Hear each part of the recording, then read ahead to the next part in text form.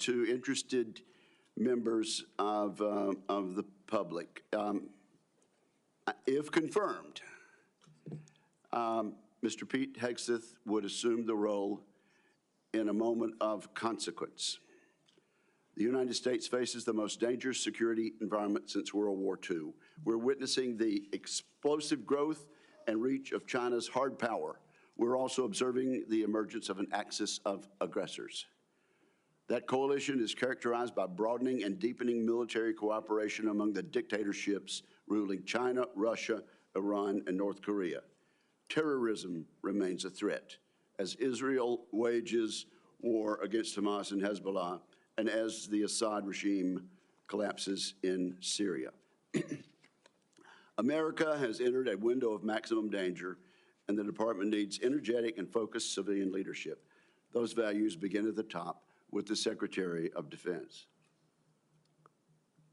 Many of my distinguished colleagues have served in a significant tenure on this committee, and our meetings are fairly long. We should reflect over previous secretaries of defense and their hearings and ask ourselves a simple question.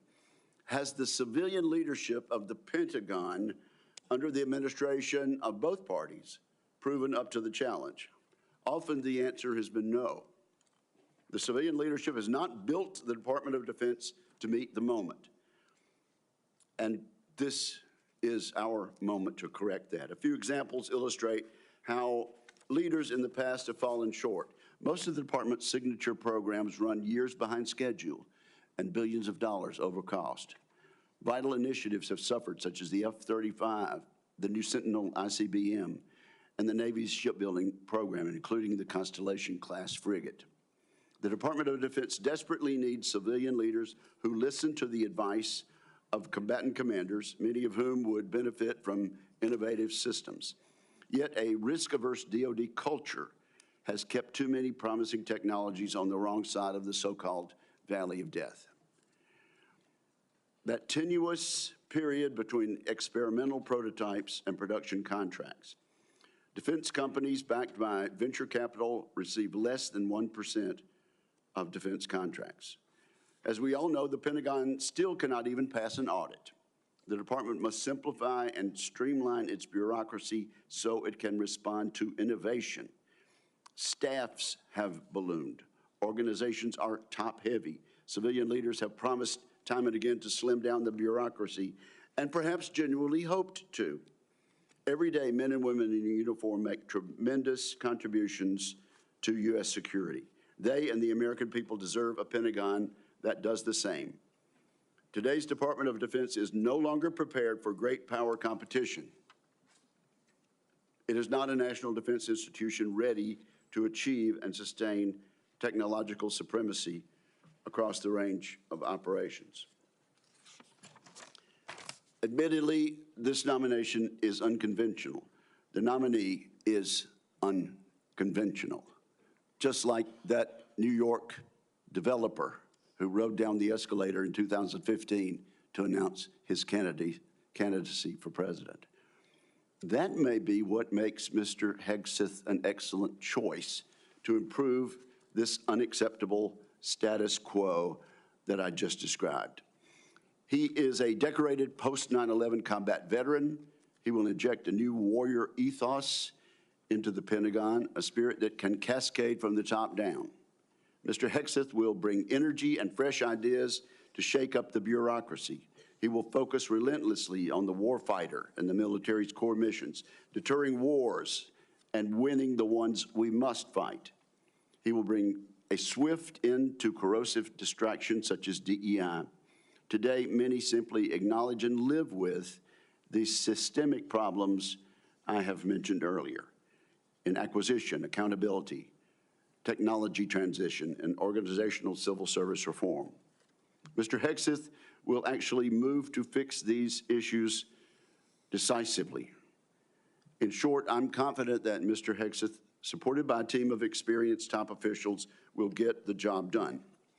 The Secretary of Defense is an incredibly important position, but the Secretary's span of control is limited. The Pentagon is vast, with 3 million plus personnel, uniformed, civilian, and contractor. A successful secretary understands that steering the ship means focusing his attention on strategic level priorities. The secretary must be supported with exceptional subordinates who will run the day-to-day affairs of the Office of the Secretary of Defense, the military services, and the other DoD components. I'm also confident that as an infantryman, Mr. Hegseth understands the military principle of commander's intent. Communicate the clear objective, empower subordinates to use initiative and judgment, and hold everybody accountable. We must not underestimate the importance of having a top-shelf communicator as Secretary of Defense. Other than the President, no official plays a larger role in telling the men and women in uniform, the Congress, and the public about the threats we face and the need for a peace through strength defense policy. I have no doubt Mr. Hegseth will excel in a skill in which many of his predecessors have fallen short. Much has been made of both Mr. Hegseth's personal life and some of his policy pronouncements. Regarding his personal conduct, Mr. Hegseth has admitted to falling short, as we all do from time to time. It is noteworthy that the vast majority of the accusations leveled at Mr. Hegseth have come from anonymous sources. Contrast these anonymous accusations with the many public letters of support and commendation. We have seen letters from people who served with Mr. Hegseth. These individuals have worked with him professionally. They really know him and his character. These patriotic Americans have been willing to put their names and reputations on the line to support Mr. Hegseth. I look forward to sharing these testimonials with the American people. Let me mention one right now. It comes from David Bellavia, who earned the Medal of Honor for heroic actions in combat in Fallujah, Iraq. David Bellavia writes the following: Pete is fearless, unflappable, and confronts conflicts head-on. He's a leader to the core. When Pete is confirmed as the next Secretary of Defense of the United States of America, this country will finally know the privilege of having a true ambassador able to speak on behalf of this generation and its two-decade global war on terror. Washington doesn't build men like Pete. Combat builds men like Pete. As I said, there are more letters expressing the same endorsement. Today, we'll hear from the nominee directly. I want to thank Mr. Hegseth as well as his loved ones for being here today. I look forward to discussing his nomination. I look forward to hearing from Mr. Hegseth about the ways he hopes to rebuild the American strength that secures the peace. And so now I turn to my friend and colleague, Ranking Member Reed, for his opening remarks.